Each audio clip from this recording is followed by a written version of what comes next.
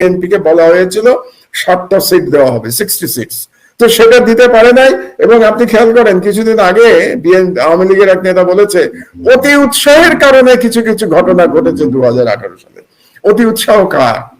অতি উৎসাহ মানে হচ্ছে যে 60 সিট তাদের দেওয়ার কথা ছিল, সেখানে আওয়ামী লীগের যে এমপিরা ছিল ক্যান্ডিডেট, কিংবা সরকারের যে পুলিশ ছিল যারা ভোট রাতের বেলা ভোট করেছে, তারা অতি উৎসাহ করে এই 60 সিটও বিএনপিকে দেয় নাই, 6-7টা সিট বিএনপি পেয়েছিল 2018-তে।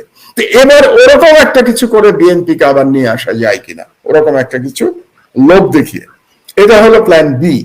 প্ল্যান সি হচ্ছে আপনি যেটা বলছেন যে জাফরুল্লাহ চৌধুরী সাহেব যেটা বলছেন, এবং তিনি হাস্যকর কতগুলো নাম দিয়েছেন, এবং তার যে মন্ত্রিসভা আমরা যদি দেখি প্রত্যেকে কট্টর ইসলাম বিদ্বেষী। মন্ত্রিসভার 80%, প্রত্যেকে বলবো না আমি, সত্য কথা বলতে গেলে 80% কট্টর ইসলাম বিদ্বেষী। যেমন ধরেন উনি প্রায়ই একজনকে খুব প্রমোট করেন জাফরুল্লাহ সাহেব, আমার খুব অবাক লাগে, সেটা হলো ব্রিগেডিয়ার সাখাওয়াত। তো এই ব্রিগেডিয়ার সাখাওয়াত 2008 সালে তিনি ইলেকশন কমিশনার ছিলেন, মনে আছে তো ইলিয়াস নিশ্চয়ই। এবং এই ইলেকশন কমিশন 2008 সালে কি করেছিল, বিএনপিকে ভাঙার জন্য খালেদা জিয়ার যে বিএনপি ছিল সেটাকে তারা রিকগনাইজ করে নাই ইলেকশন পর্যন্ত। তারা চেষ্টা করেছিল একটা প্যারালাল বিএনপি তৈরি করার জন্য, এবং সেই ষড়যন্ত্রের মধ্যে ব্রিগেডিয়ার সাখাওয়াতও কিন্তু জড়িত ছিলেন। আজকে 2022 সালে জাফরুল্লাহ সাহেব দেখি ব্রিগেডিয়ার সাখাওয়াতের খুব প্রশংসা করেন, অথচ এই ব্রিগেডিয়ার সাখাওয়াতই তো শেখ হাসিনাকে ক্ষমতায় এনেছে 2008-এর সাজানো নির্বাচন। তো এই ইতিহাস আপনি বললেন না একটু আগে, মুসলমান তাড়াতাড়ি ভুলে যায়। মুসলমান বলে যতটা, তার থেকে তাড়াতাড়ি ভুলে বাঙালি মুসলমান। বাঙালি মুসলমানের স্মৃতিশক্তি খুব কম, তারা ভুলে যায়। তো ব্রিগেডিয়ার সাখাওয়াতকেও ভুলে গেছে বাঙালি মুসলমান। তো প্ল্যান সি হচ্ছে জাফরুল্লাহ সাহেব যে ধরনের একটা সরকার বলছেন, এই নাম না, তবে এই ধরনের একটি anti Islamic, pro India and pro America, এরকম একটা সরকার যদি করা যায় তাহলে সেটা একটা হতে পারে প্ল্যান সি। কিন্তু প্ল্যান ডিতে আমি আসি, যেটা আপনি প্রথমে বলেছেন, এটাকে আমি প্ল্যান ডি বলছি আর কি। সেখানে হচ্ছে যে শেখ হাসিনা যেহেতু খুব অজনপ্রিয় হয়ে গেছেন, 14 বছর ধরে ক্ষমতায় আছেন, আগামী নির্বাচন পর্যন্ত যদি থাকেন, মানে আমরা যদি আন্দোলন জনগণ নাই করে বাংলাদেশে, বা বিরোধী দল আন্দোলন না করে, তাহলে তো আগামী নির্বাচন পর্যন্ত থাকবে তো শেখ হাসিনা, তাকে সরানো তো আর যাবে না, যদি না তিনি মানে জীবিত থাকেন। সেটা জীবিত থাকবেন কতদিন সেটা তো আল্লাহ ছাড়া আর কেউ জানেন না। তো সেখানে হচ্ছে শেখ রেহানা, আপনি নাম একদম কারেক্ট নাম বলেছেন। সেখানে Sheikh Rehana is the number 1, মানে তাদের পছন্দের লোক হবে দিল্লির, যে তার নেতৃত্বে শেখ হাসিনার চেহারাটাও সরিয়ে দেওয়া গেল, একটা নতুন চেহারা আসলো, কিন্তু প্রকৃতপক্ষে একই সরকার আসলো। তো সেখানে শেখ হাসিনা রাজি হবেন কিনা সেটা একটা প্রশ্ন। আমি যতদূর শুনেছি, আপনি হয়তো শুনতে পারেন, শেখ হাসিনা নাকি তার মেয়েকে পছন্দ করছেন পরবর্তী প্রধানমন্ত্রী হিসেবে। তার মেয়ের নাম তো বোধহয় পুতুল, বোধহয় তার মেয়ের নাম। তো তাকে বোধহয় পছন্দ করছেন শেখ হাসিনা, তার ছেলেকে না, তার মেয়েকে তিনি প্রমোট করতে চান। কিন্তু আমার ধারণা, যদি খুব অল্প সময়ের মধ্যে কোনো পরিবর্তন হয় এবং দিল্লি যদি সেই পরিবর্তনের সাথে জড়িত থাকে, তাহলে আমি নিশ্চিত Sheikh Rehana will be the next prime minister, বা আওয়ামী লীগের প্রধান হিসেবে তাকে ক্ষমতায় বসানোর চেষ্টা করা হবে। এই প্ল্যানটা দিল্লির থাকবে। কাজে আমি 4টা প্ল্যানের কথা বলেছি। একটা প্ল্যান হচ্ছে বিএনপি কে ভাগ করে অন্যান্য বিরোধী দল মিলিয়ে একটা তাদেরকে রাজনীতি ইলেকশনে এনে হাসিনা ক্ষমতা দীর্ঘায়িত করা, এটা হলো একটা প্ল্যান। দ্বিতীয় প্ল্যান, বিএনপি কে নানা রকম লোভ দেখিয়ে তাদেরকে ক্ষমতায়, তাদেরকে ইলেকশনে এনে আবার হাসিনাকে 5 বছর রাখা, প্ল্যান বি।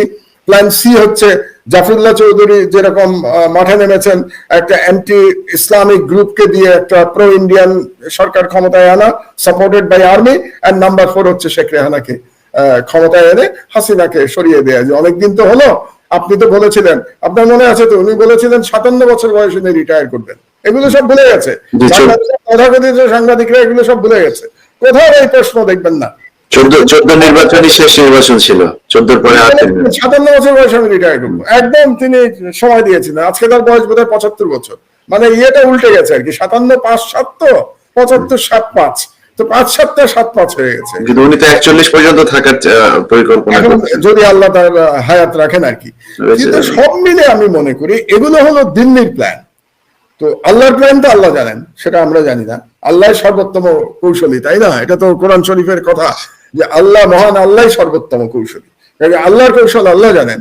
কিন্তু আমি এখনো আবার পুরনো কথায় যাই, এই আলোচনা তারপরে আমরা শেষ করি। মানে যে পয়েন্টে আমরা আলোচনা করছি সেটা হলো, বাংলাদেশে এই মুহূর্তে যদি একটা আন্দোলন হয় তাহলে বিশ্ব রাজনৈতিক যে পরিস্থিতি, সেই পরিস্থিতিতে হাসিনার পক্ষে 3 মাস ক্ষমতায় থাকা সম্ভব না বলে আমি দৃঢ়ভাবে বিশ্বাস করি।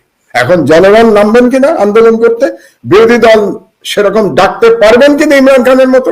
দুর্ভাগ্যবশত আমাদের একজন ইমরান খান নাই বাংলাদেশে, এটা হলো বাস্তবতা।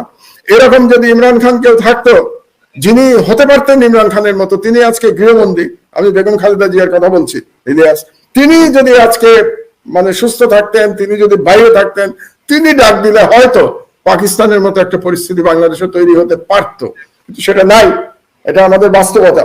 কিন্তু তারপরে বিরোধীরা যদি এক হয়ে ডাক দিতে পারে জনগণকে ঐক্যবদ্ধ করে, আমি মনে করি এই সরকারের পক্ষে টিকে থাকা অসম্ভব না। কিন্তু ভাই, আমাদের এখন বিএনপির যে রাজনীতি দেখছি, বিএনপি তো মোটামুটি জাফরুল্লাহর বিষয়টাও তারা এখন পরিষ্কার। তারপরে বিএনপি এখন খুব কৌশলী ভূমিকা নিচ্ছেন। আমাদের ইসলামী যেসব দলগুলো আছে তারাও আগে যেরকম ওই একবার মূর্তি নিয়ে তাদেরকে খেপানোর চেষ্টা করা হয়েছে, আপনি 116 জন আলেমের বিষয়টি নিয়ে দেখুন। তারা বলছেন যে সরকার তাদেরকে বলেছে এটা করতে, সরকার তাদেরকে অর্থ দিয়েছে, সবকিছু তাদেরকে দিয়েছে, তারাই দুদককে কাজে লাগালো। এখন স্বরাষ্ট্রমন্ত্রী বলছেন যে না, আমরা এটা তথাকথিত একটি ভুইফুড়ে একটি সংগঠন, অথচ উনি তাদের এটা উদ্বোধন করেছেন এক সময়। তো এই যে এগুলোতে সব মিলে আমাদের রাজনীতিবিদদের মধ্যে একটা যথেষ্ট ম্যাচুরিটি আমরা লক্ষ্য করছি।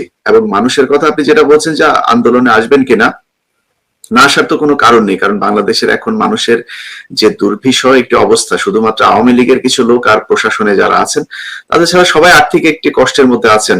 খেয়ে না খেয়ে মানুষ জীবনযাপন করছেন, তেল নাই, চাল নাই, অনেক কিছু নিয়ে তাদের একটা সমস্যা আছে। সেক্ষেত্রে তারা নামবেন নাই বা কেন? আপনার কি মনে হয় না যে সামনের এই গত 13 বছর বা 12 বছরের মধ্যে যে ধরনের সংকট ছিল মানুষের, তার চেয়ে সংকটটা আরো অনেক বেশি প্রকট হয়েছে, এবং এবারের যে আন্দোলন যেটা হবে শুনছি, সেই আন্দোলনটা আরো বেশি জোরদার হবে ইনশাআল্লাহ। কিন্তু সেখানে জনগণ হয়তোবা, আমি জানি না, কিন্তু আমি মনে করি জনগণ হয়তো একটা ডাকের জন্য অপেক্ষা করে আছে। কিন্তু আপনি যে কথাটা বললেন যে রাজনৈতিক দলগুলো অনেক কৌশলী হওয়ার সময় বোধহয় আর খুব একটা নাই। রাজনৈতিক দলগুলোর একটা অবস্থানে এখন যেতে হবে। আপনি কতদিন কৌশলী থাকবেন? আর তো আপনার 2023 সালের ডিসেম্বরে তো নির্বাচন, তো আপনি কৌশলের আর সময় কোথায়? কাজে আমি মনে করি এখন কৌশলের আর সময় নাই, এখন রাস্তায় নামার সময়, এখন আন্দোলনের ডাক দেওয়ার সময়। আপনি পাকিস্তানে ইমরান খান তো কৌশলী হয় নাই, সেটা আমেরিকাকে চ্যালেঞ্জ করে রাস্তায় নেমেছে, নামে নাই? সে কি কৌশলী হওয়ার চেষ্টা করছে? কিন্তু সে যেহেতু রাস্তায় নেমেছে, তার সাথে জনগণও রাস্তায় নেমেছেন। তিনি জয়লাভ করবেন কিনা আমি জানি না, সেটা আমরা দেখতে পাবো। কারণ আপনি জানেন যে তিনি ইসলামাবাদ লং মার্চের ডাক দিয়েছেন 25 তারিখে। কারণ সেই পর্যন্ত ইমরান খান কি জেলের বাইরে থাকবে নাকি তাকে অ্যারেস্ট করা হবে সেগুলো আমরা জানি না, পাকিস্তানের ব্যাপার। আমি যেটা বলতে চাচ্ছি যে জনগণ রাস্তায় নামার জন্য প্রস্তুত। জনগণের জীবন দুর্বিষহ, কারো কোনো স্বাধীনতা নাই, বিশেষত 90% মুসলমানের তো কোনো স্বাধীনতা নাই। মুসলমানের তাদের ধর্মকর্ম করারও স্বাধীনতা নাই স্বাধীনভাবে। হ্যাঁ, আপনি বলতে পারেন মসজিদ তো আছে, আজান হচ্ছে। মসজিদ থাকা, আজান হওয়া আর ধর্মীয় স্বাধীনতা থাকলে আজকে আলেমদের বিরুদ্ধে এইভাবে ক্যাম্পেইন হতো না। এই ক্যাম্পেইনটা কেন হয়েছে?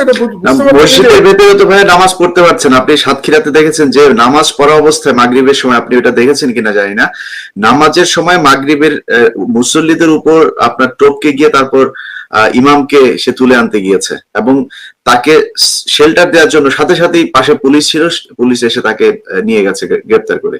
তো এগুলো তো সবই পরিকল্পিত। আমি সেটাই বলছি। তো জনগণের তো ধর্মীয় স্বাধীনতাও নাই। ধর্মীয় স্বাধীনতা বলতে আমরা নর্মালি কি হয় অন্য দেশে, আমরা মাইনরিটিদের ধর্মীয় স্বাধীনতার কথা বলি। নর্মালি দেখা যায় যে মাইনরিটিদের ধর্মীয় স্বাধীনতা থাকে না। বাংলাদেশ একটি অদ্ভুত রাষ্ট্র যেখানে মেজরিটি পপুলেশনের ধর্মীয় স্বাধীনতা নাই।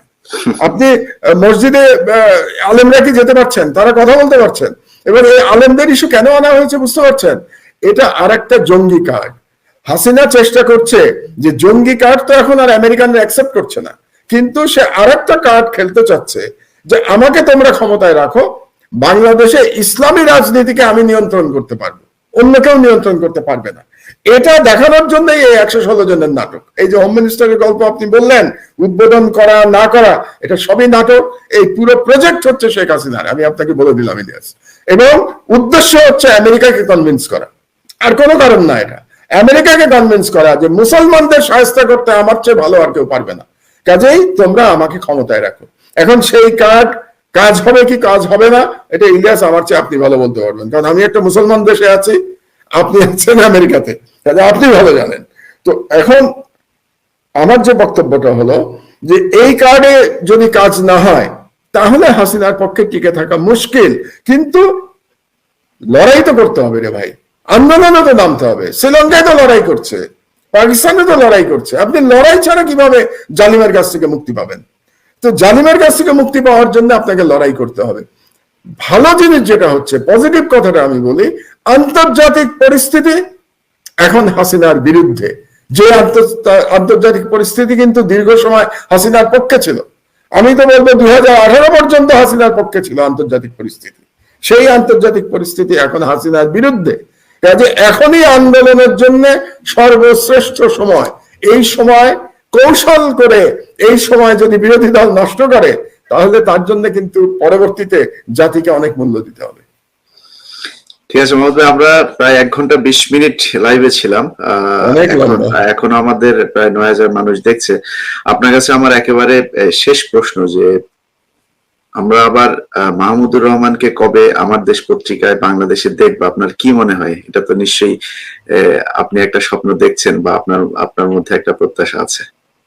আমার প্রত্যাশা যতটা না আমার দেশের জন্য বা আমার জন্য, আমার প্রত্যাশা বাংলাদেশের মুক্তির জন্য, বাংলাদেশের জনগণের মুক্তির জন্য, ভারতীয় আধিপত্যবাদের কাছ থেকে মুক্তির জন্য, জনগণের অধিকার ফিরিয়ে আনার জন্য। আমি আপনার কথা এই জন্যই বললাম যে আপনি সাংবাদিকতায় ফিরে যাওয়া মানে বাংলাদেশ ভারত মুক্ত হয়েছে। এদেশে যারা ইসলাম বিদ্বেষী, যারা আপনি খুব মানে ঠিকই বলেছেন যে দেশে নাস্তিকরা আসলে নাস্তিক না, তারা ইসলাম বিদ্বেষী। যেমন তসলিমা নাসরিনের মতো একজন মানুষ, সে ভারতে গিয়েছে, কোনোদিন সে হিন্দুদের গরুর মূত্র খাওয়া নিয়ে কোনো সমালোচনা করে না, কিন্তু আমরা কুরবানি দিলে সেটা নিয়েও তিনি সমালোচনা। আপনি আমার দেশ পত্রিকাতে যাওয়া মানে আমাদের অনেকগুলো প্যারামিটার একসাথে মুভ করবে, তো সেই কারণে আমি বললাম। আমি সেটার জবাব আমার কাছে হলো যে আমরা যদি আন্দোলনে নামতে পারি, রাজনৈতিক দলগুলো ঐক্যবদ্ধভাবে যদি তারা এক প্ল্যাটফর্মে আসার কোনো দরকার নাই, যার যার প্ল্যাটফর্মে তারা যদি একটি দাবি নিয়ে আন্দোলনে নামতে পারে, তাহলে আমি বিশ্বাস করি যে অতি শীঘ্র আমাদের পক্ষে, আপনার আমার পক্ষে এসে ফিরে যাওয়া সম্ভব। সেটা আমি বারে বারে বলেছি যে সেরকম আন্দোলন যদি শুরু হয় তাহলে 3 মাসের বেশি এই সরকার ক্ষমতায় থাকতে পারবে না। তো তা যদি হয়, আমি তো আশা করি বছর শেষ হওয়ার আগেই এই সরকারের পট পরিবর্তন হবে। আমি তো সেই প্রত্যাশা করি, সেই স্বপ্ন দেখি আমি ইলিয়াস। ইনশাল্লাহ আমরাও সেই প্রত্যাশা করছি। প্রিয় দর্শক, আপনারা মাহমুদুর রহমানের বক্তব্য শুনছিলেন। আমরা যখন কিছুদিন আগেও পাকিস্তান এবং ভারত এবং চীনকে নিয়ে কথা বলছিলাম, তখনও আমি আপনার একটা বক্তব্য শুনেছিলাম। আপনি বলছিলেন যে আসলে এই যে ভারত বাংলাদেশ চীনমুখী হয়ে যাচ্ছে, হাসিনা চীনের ইয়েতে চলে যাচ্ছে, ভারতে নাই, এই ধরনের কথাগুলো আপনি মানতে রাজি হননি। আমি নিজেও মনে করেছিলাম হয়তো যে দুই দেশকে একসাথে সে ম্যানেজ করতে পারবে না, কিন্তু সে খুব সুন্দরভাবে ম্যানেজ করেছে। আজকে যেহেতু আপনি বললেন যে খুব সহসায় আমরা দেশে ফিরবো, আমিও সেই স্বপ্ন দেখছি ইনশাল্লাহ দেশে গিয়ে